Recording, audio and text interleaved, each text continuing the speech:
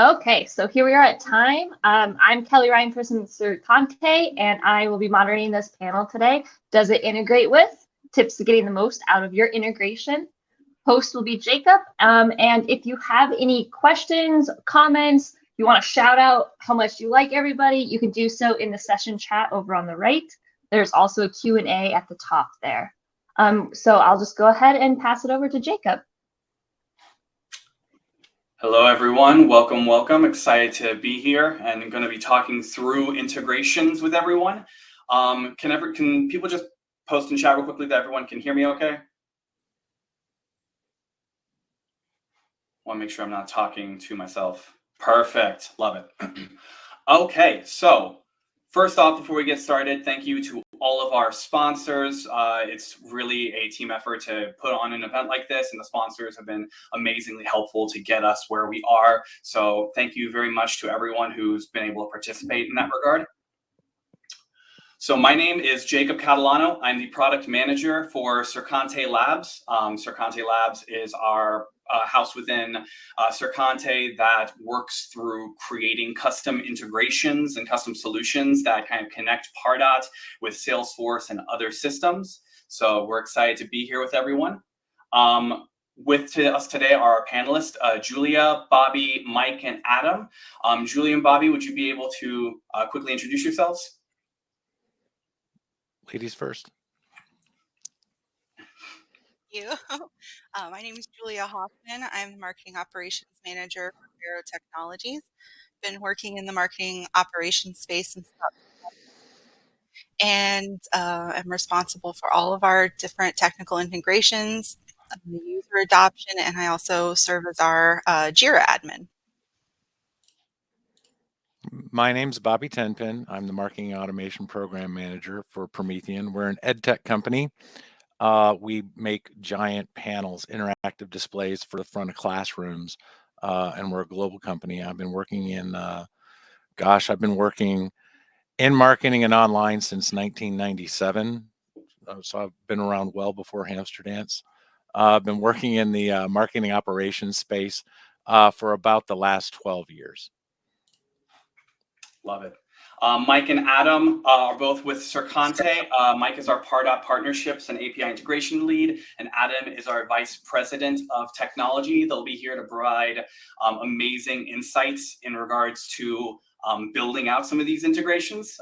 They're usually the ones who are hands-on in the weeds creating the thing. So we're excited to have everyone here, and we're going to dive on in.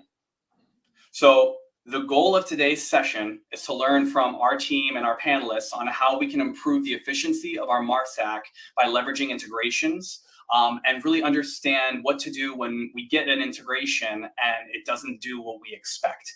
A lot of times we get Pardot, get an integration, and it says it's going to integrate with Pardot. Just kidding, it integrates with Salesforce or another system and it doesn't do what we want. So we want to be able to explore a kind of technical roadmap of what to do when you have a new integration project and you have to leverage Pardot API to be able to extend what Pardot and Salesforce can do. So the reasons we're going to leverage integrations. A lot of times, as I said before, you get a new piece of tech and we need to make sure it integrates with Salesforce or Pardot, but the native integration just doesn't cut it. And so we need to find custom ways to make the solutions talk better to each other. So we want to make sure we're unifying data, reducing time spent on manual processes, consolidating tools to manage automations, and if we need to, manage real-time automations. So there's a lot of different MarTech solutions out there for a lot of different solutions in it. So whether it be advertising, content, social media, there's a lot of solutions out there. But with that being said, they don't always all connect well. There's a stat, I can't remember where I found it, but on average, companies have about 12 solutions in their MarTech stack. But that doesn't limit anyone. I've worked with companies who have over 30 solutions in their MarTech stack. The way you get those solutions to talk to each other is either through native integrations, API integrations, or Salesforce integrations.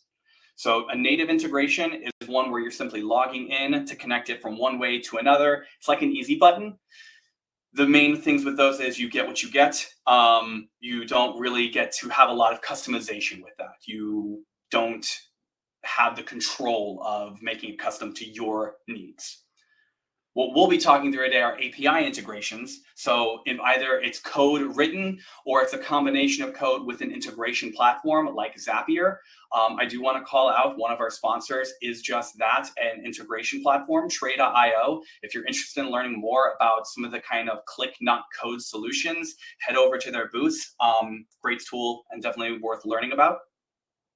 And then finally are just Salesforce integrations. They're nice, but they're mainly just, it only pushes to Salesforce. It's not doing a whole lot other than updating a field or creating a new record at the lead, contact, or custom object.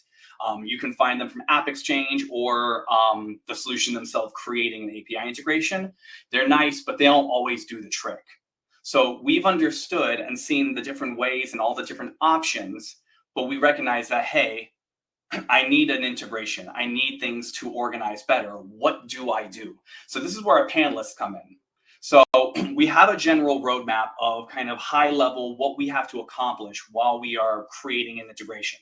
So the first step with any project is understanding what our need is and gathering requirements to make ourselves as successful as possible.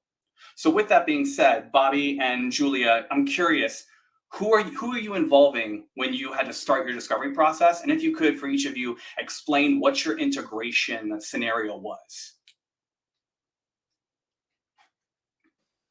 Sure. So in my case, the integration, we had just purchased Pardot.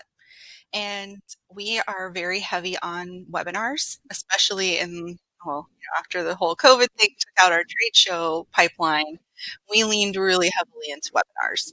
Um, Zoom and Pardot just very well together, and I was very seamless integration that pulls in all of this great webinar data and metadata, including who attended our webinars, how long they were present, if they asked any Q&A questions, all those fun things. We need that visible to our sales team. So we just had a lack of technology there to bridge that gap, and I contacted Conte, and we worked with our events manager as well as our team to get a solution in place that connected Pardot with Zoom to bring in all of that great data. Our latest integration effort, there have been several actually over the last few years, but our latest integration effort was we were using a third-party tool similar to Goldcast called vFairs for virtual events.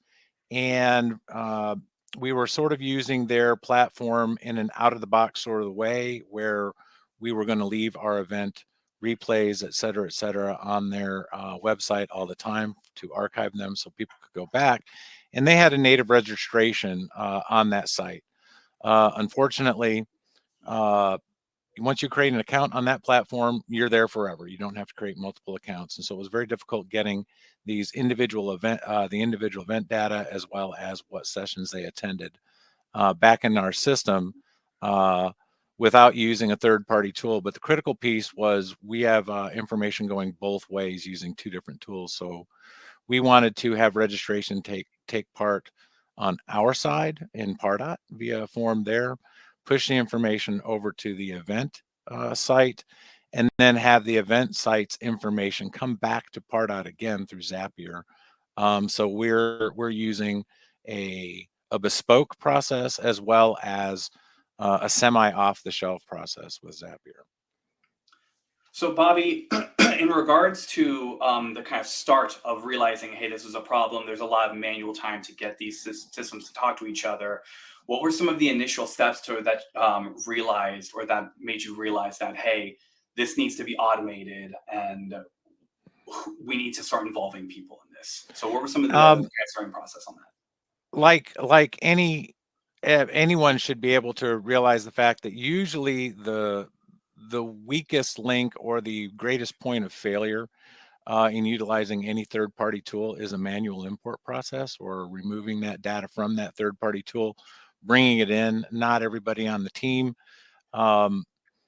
necessarily dots their I's and crosses their T's to the level that we'd like them to before data can get into your system. So that was a great need, and we're talking multiple thousands of lines and exported CSV files from the third party. So not only those high expectations for having clean data come into the system, but then having the human element involved with looking through literally thousands of lines of people. This was needed. We just needed to do this to speed up the process as well as make sure that everything was correct on the fly. Yeah, I've been there. Don't want to go back with manual imports. It's not a fun way to live, but sometimes you have to do what you have to do. Julia, similar-ish question for you. Before you looped in Sercante to this, what were some of the kind of preliminary questions and things you were doing research on to understand that this needed to be a custom solution as opposed to seeing if a native integration could have done the trick? Yeah, we would try to first explore if there is a native possibility, and it just simply wasn't robust enough for what we needed to do. So that was really our issue. We needed more than what we were being offered from the native integrations. That makes a ton of sense. Some of the native integrations out there, like I said before, they're lacking.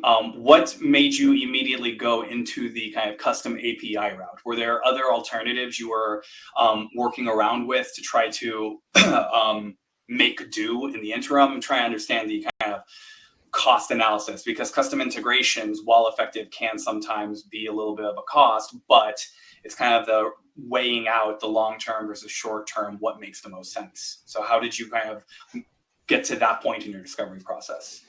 Well, to Bobby's point, it was going to be very manual. We were going to have to go into Zoom, download all of our spreadsheets full of data, format those and manipulate them, upload them. It was going to be a drain on my team's resources, and the speed to lead factor is always critical. We were working in a B2B company in a B2B setting, and time is of the essence. So if we have somebody who dedicated enough time to attend our virtual session, I want them over to sales as soon as the event ends, and I need them to have that information to have those meaningful conversations. Going the manual route, it was taxing on the team, and it would have been taxing on the conversion of our records. So the integration, calculating the integration fees, for me, it was more weighing out the hourly time of the team, the potential revenue lost from losing a day or two in between having that data in our system. And it was really a no-brainer that we had to go this route and get that deeper data level than what we were being offered.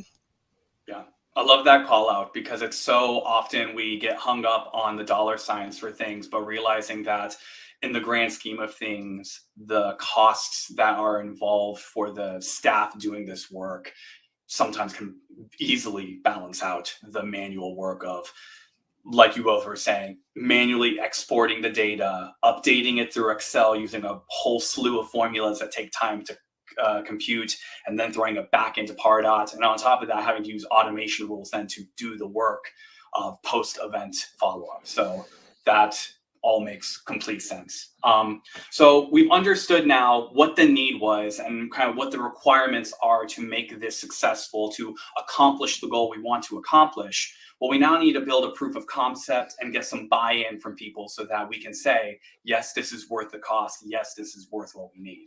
So understanding a little bit, Bobby, I'll go to you first. What are some gotchas that you encountered when you started thinking through this integration?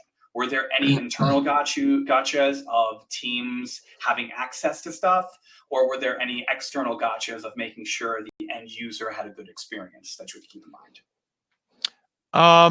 I think that one of the biggest gotchas that we encountered to begin with was, and this wasn't difficult, but in our case, as I had said, this events platform, you register for it once, you're there forever.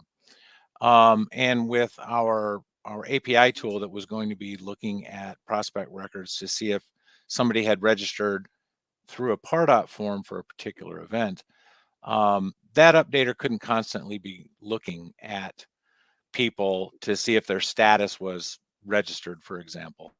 and then constantly be sending that information over to the recipient at the other end. And so one of the gotchas was that we were going to have to pull data from the other end back into our platform so that we could change the value of a particular field, so that the updater wasn't going to send and send and send and send because of particular field value, because of the positive nature of a particular field we were looking for. I think one of the other gotchas, there was really only that one. Everything else, it seemed to go fine beyond that. With the testing that we did, we had great cooperation from the end receiving platform on what the data load or the package was supposed to look like. So there were no stumbling blocks there. I think the biggest oversight I had was maybe not necessarily passing over all the field values I needed to initially, because I did not ask the stakeholder what they were going to do with the data that lived in the other platform. And so there was field data that wasn't there. It all came back to us in Pardot. We had it in Pardot already, that they needed at the other end to do some of the operations they wanted to do there. So similar to the point of thinking of all the stakeholders involved for your integration, Julia, the one thing that I found was interesting is that when Sercante started working with you to build out the integration to connect Pardot to Zoom, there were a lot of kind of additional steps outside of just relying solely on the API to make the connection. There was the usage of a few different engagement studio programs. So I'm going to open this up to Adam and Julia, who are kind of the people who are working heavily on this. What were some of the things you had to think about when you started building this integration to make sure that once you got to the kind of testing steps, there wasn't a lack of faith from stakeholders?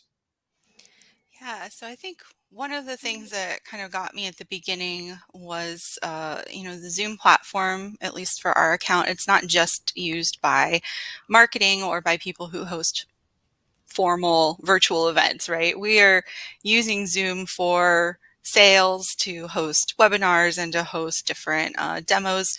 So understanding the whole enterprise scope of Zoom and how we use it, I think I would have done sooner had I thought of that earlier. We encountered a couple issues early on where, somebody would create a Zoom event and it would come into the Pardot system even though it wasn't ours. And so we just had to know how to compensate for that. As far as like stakeholder confidence, it was more along the lines of they knew that we needed it. So that was good. I didn't have to do much convincing or buy-in type of conversations, but showing them that it was meaningful.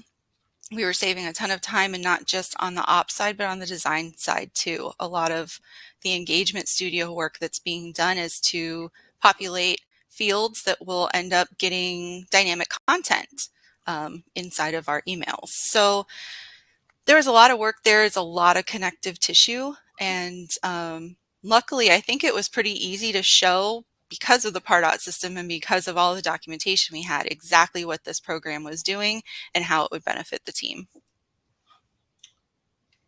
Love that. And I think that's a really, really good kind of gotcha when you're thinking about how this affects stakeholders at the end of the day.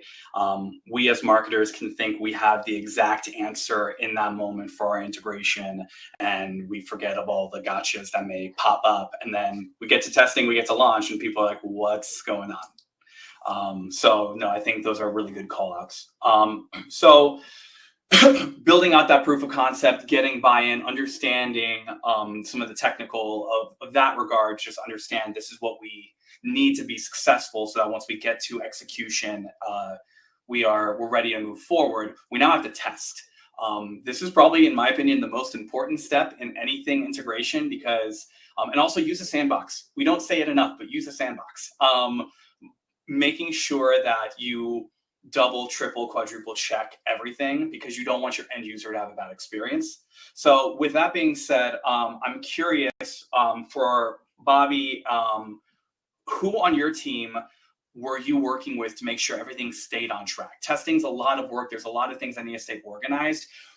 Are you the one who made sure that everything stayed on focus? It's very easy also to go off on tangents with these projects to say that, oh, well, actually, we need to solve this new problem. Let's go down that rabbit hole. Well, there's another new fire that popped up. We need to go down that rabbit hole. Who's managing that process, and what strategies are you doing to make sure that you don't go down those rabbit holes? You stay on track with an integration project. Well, in my case, it was somewhat easy because I was the lead on this project, and the stakeholders did not have the technical chops to get themselves involved. It was a fairly simple process for me to stay on target. Now, what I did have to do was, when discussing end results with stakeholders and how things were going to work, I had to keep them focused on what the main task at hand was, rather than get some project creep or some scope creep happening on, well, what if we did this, or what if we did that? We get those questions a lot. So the important thing that I do when I do get those kind of questions is I won't offhandedly discount those questions, but I'll always ask why, so I can get a better understanding and make a better decision on whether or not that's actually truly important to include within the project or leave off for another time. So that tactic always seemed to work well. In this case, no one started to really push outside the bounds of what was necessary. Unfortunately, between the technical support team at Sercante, as well as tech support with the third-party tool that we were utilizing, communication between the two is very, very clear. I was able to get concise answers and concise questions to problems that we might encounter. So, similar question for you, Julia. It makes sense that, to Bobby's point, that it's very easy for people to say, well, what if we tried this? Well, what if we tried that? I think this could be more efficient for our use of hours. I think this could be more efficient to the code. What were some of the ways you navigated those potential scope creep situations? Yeah, so similar to Bobby's, you just you can't say no necessarily, or treat them as if it's a bad idea. So I'm pretty good at a yes, but like, sure, we can look into that, but we need to respect the developers' sprints, for example. Like, maybe now is not the right time to introduce a new concept. So I'm pretty sensitive to the developers' time and working within sprints, and that's something that a lot of my stakeholders or my teammates are not used to. So being that voice to kind of push back and protect the developers' time, I think, is critical, but also being open and available to receiving that information for future iterations is always, important and necessary. And keeping the team on track, especially with testing, I focus a lot toward user stories that we wrote. Was this in the original scope? This is now my testing script when I'm working through user stories to ensure that we checked all of the boxes. And that's a really good way to kind of bring it full circle back to the team that helped you draft the requirements, right? Like, you said that this was what you needed, and that's what we locked in. And here we are testing it. So let me remind you, by pulling up the sheet, exactly what we spoke about and exactly what we developed to. And that tends to shut down a lot of scope creep. That's the nicest way to say, as per my last email. Yeah. I love that.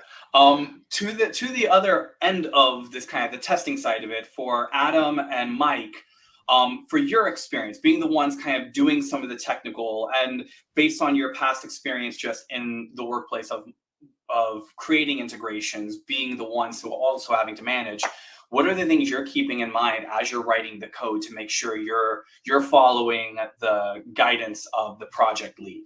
I'm curious to hear from the developer standpoint. Yeah, so I'm not a great example. I'm pretty bad with scope creep. One of the things I like doing is getting kind of to that proof of concept, kind of that halfway spot, and then taking a step back and working with, whoever's the project managers. Is this actually what we want to actually solve the problems? Because there's a difference between what people ask for and what they need, and then trying to navigate that difference. while keeping on top of scope, and not having to say, well, this is what the SOW says, because nobody wants to be that guy.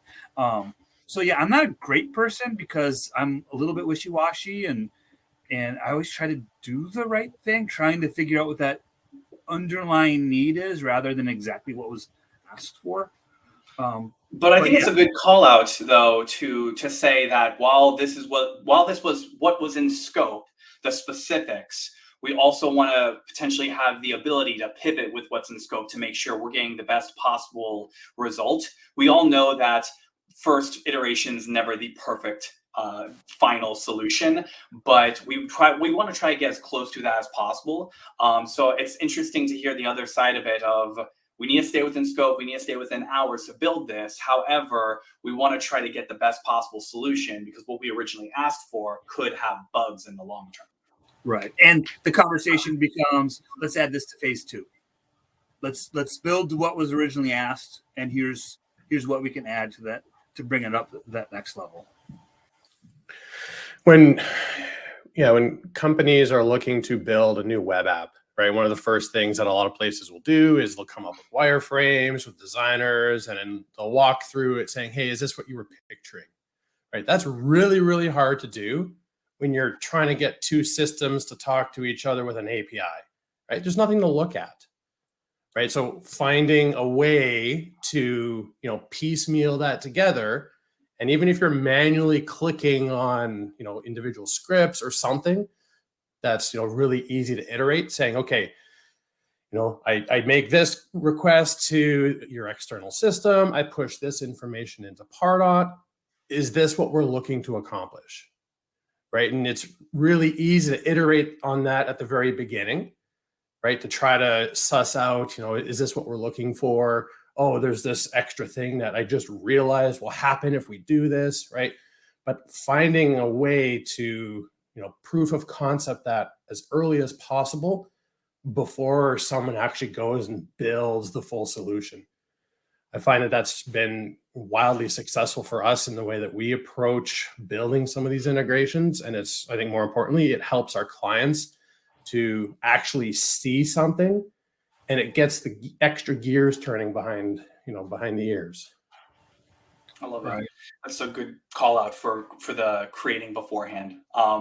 So on the other flip side of it, we are working with the team to keep everything on track. Well, now we're actually in the testing phase of we need to actually do the testing. So high level, I mentioned use sandboxes. I'm curious for Adam and Julia, in regards to the Zoom integration that was created, what were you doing to do tests? So to give us a little bit of an understanding as to kind of the start to end flow and what you were doing to make sure that the end user experience was a positive one. Is this where we bring up the Dos Equis meme where it says, I don't always test my apps, and when I do, it's in production? Is that the right time for this? Oh, I really wish I put that in the slide deck now. No, but sure, it's all nice to say, hey, Salesforce has a sandbox. Everything should be done in the sandbox before you go to production. Well, that's really great for Salesforce, right? If you're lucky and you have the right Pardot edition, maybe you can spin up an empty, clean Pardot.org and try to rebuild things so you can test. If you have the time or, the regulatory things that make you to do that can work great. Now you're looking to integrate into another system, right? Does that other system have a sandbox or a test environment? In our experience, most often not, right? So now you're trying to figure out, okay, how can I do testing with whatever environments are available to me in a way that's not going to blow up whatever is smoothly running in production? So to answer the initial question, right? How did Julia and I, work on this for the Zoom integration? My memory's a little fuzzy, so Julia will keep me honest. But we started off with a Salesforce sandbox, with a Pardot sandbox, and I think we were doing Zoom production. And what we did as part of the integration, right, part of the solution is we built code or whatever that would filter out activities for only the users that were testing. right? So that the new integration that was being put together was being built and designed in a way that accommodates not having an entire end-to-end testing environment.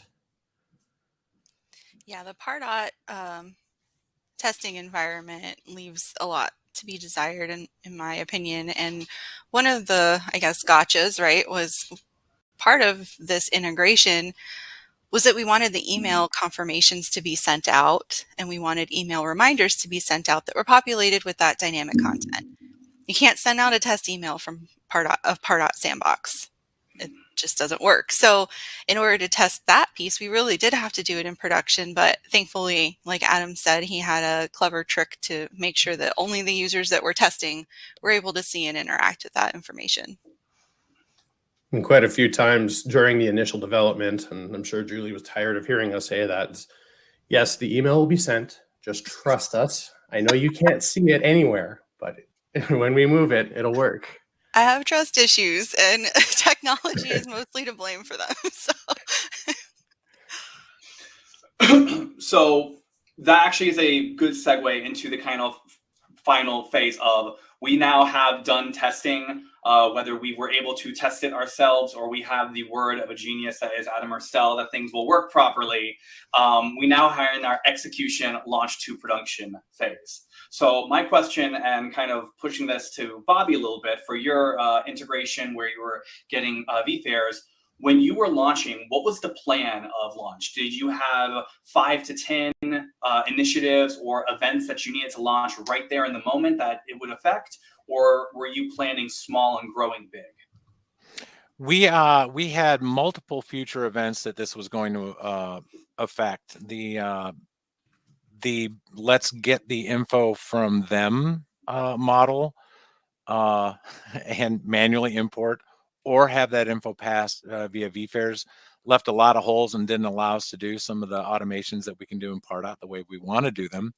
And so it was critical that we were able to, using Pardot first, be able to segregate these people out into their multiple events, be able to open up registration for these events far in advance of the actual event itself. This really helped a lot. So it affected all automated sign-up responses, all of the cadences and reminders that would go out to people before the event happens, calendar savers, that kind of thing as well.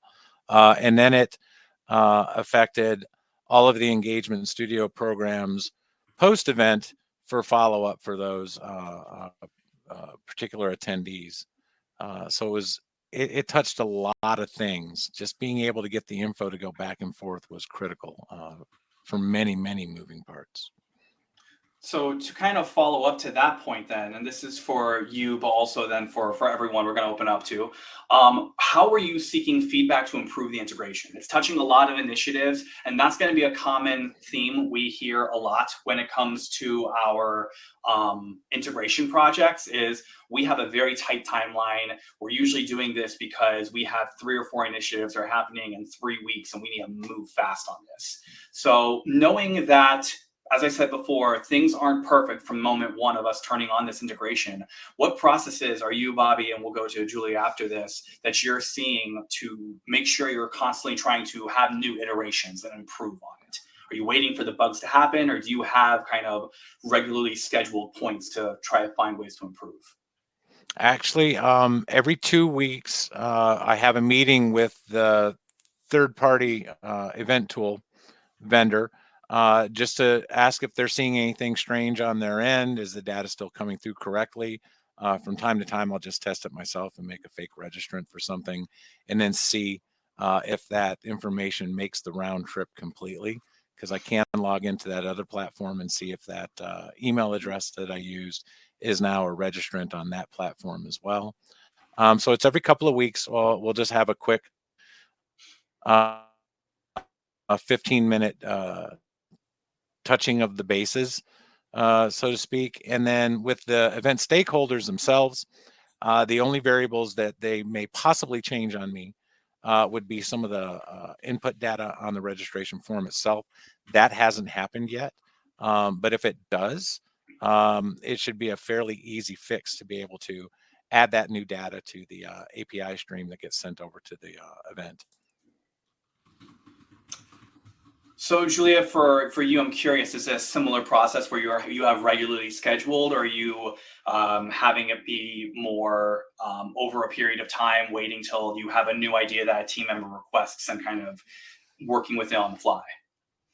Yeah, we're working with it a little bit more on the fly just because it's the tool that we're using is really hands-on with very few people. So there's a couple other operations team members that are using it, but it's truly so automated that when somebody creates a Zoom event, that's really all the end user has to do. So I don't really need to regularly seek out feedback.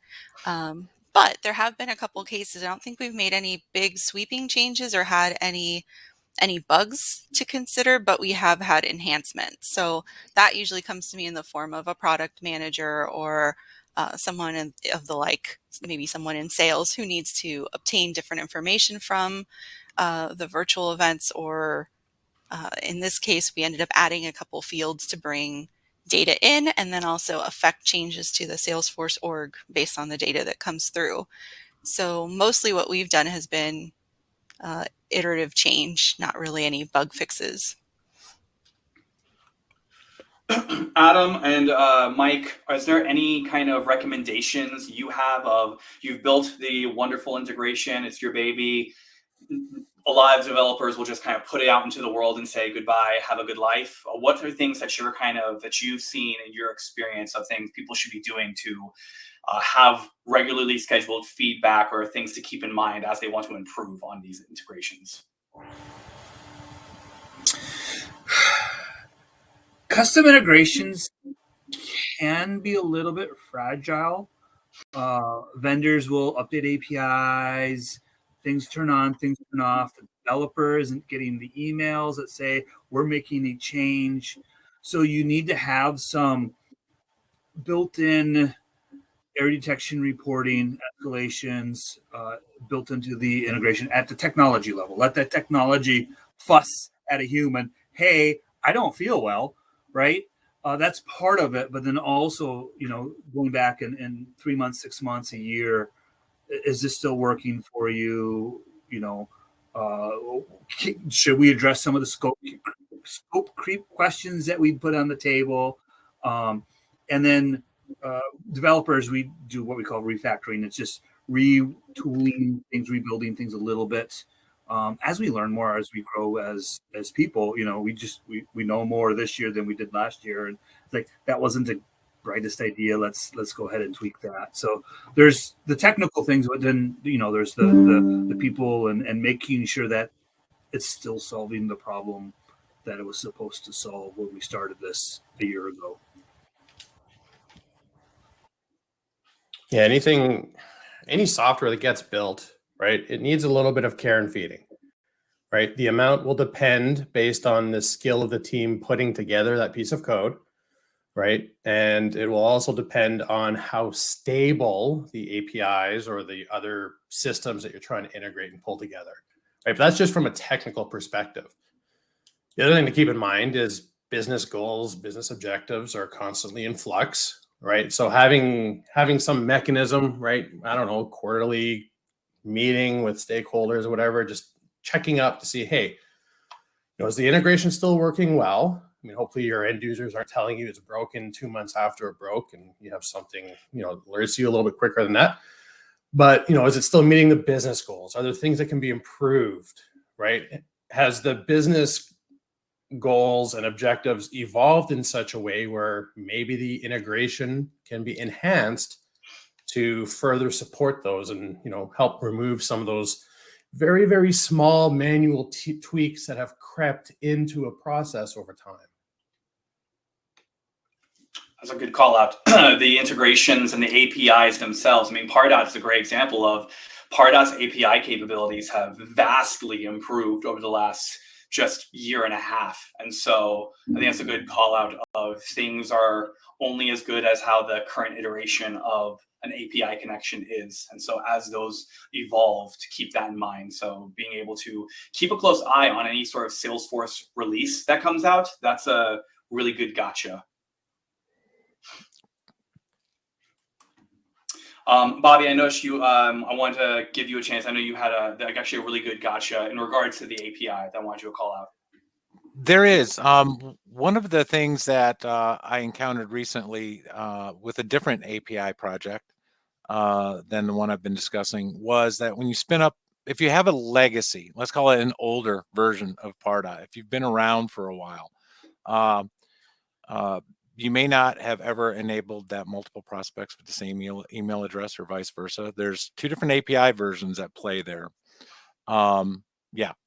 And so if you spin up a sandbox Pardot business unit, that API will not match the API of your production API. So depending on how you're coding, you may run into errors when trying to move, going from a newer API version to an older in production. Just pay attention to that with whomever is working on your code.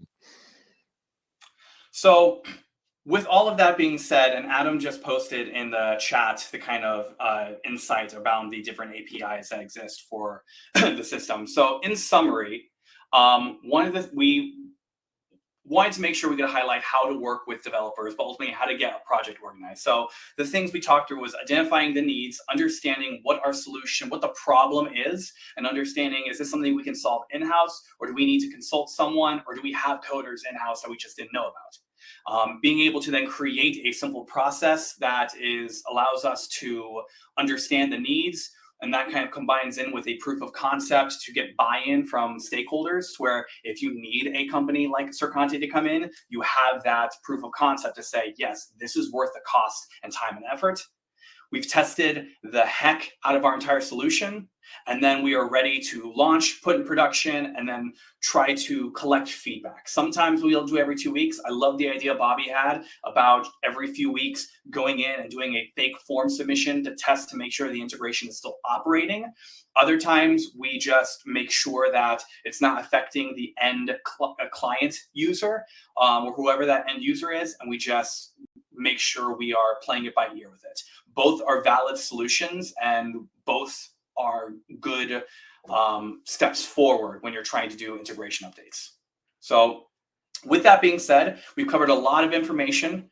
There are future sessions about to come up that I highly recommend. We have, again, a final thank you to all of our sponsors.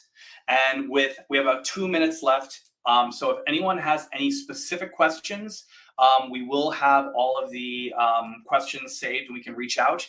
If you'd like to reach out to Bobby or Julia directly, you can message them through the Goldcast chat or find them on LinkedIn and message them through there.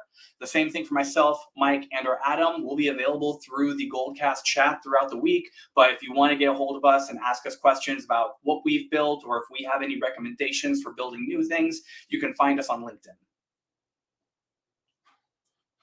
We did our best, like Adam's saying, to answer as much of the Q&A throughout.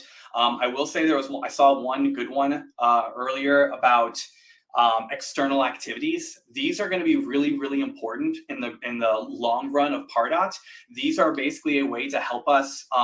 If you've ever been in a situation where someone says, "Hey, I have a solution that integrates with Pardot." Just kidding, it integrates with Salesforce, and then you have to have the data flow from Salesforce to Pardot to trigger it. What this does is it allows you to be able to capture some of those integrations that may happen on the Salesforce side in Pardot, and then execute on them inside of Pardot through Engagement Studio programs. So the future is external activities and external actions. So I definitely recommend, if you get the chance to learn more about it, take that opportunity or message myself, Mike, or Adam. Also, Jacob, there's a session on Friday where we'll talk a little bit about how to action those. I love a good shameless plug in the last 40 seconds. On Friday, we are doing a session around using Flow in Salesforce to utilize Pardot capabilities. And one of those things we'll talk about how you can push external activities to Pardot through Flow. So excited to be working with everyone on that. Miranda, any resources for external activities that we'll have available on the spot for Pardot, as well as on the Salesforce Resource Center, we can work with you directly to get those resources over. We have 5 seconds left. This is going to kick us off soon. Thank you so much, everyone, for the time.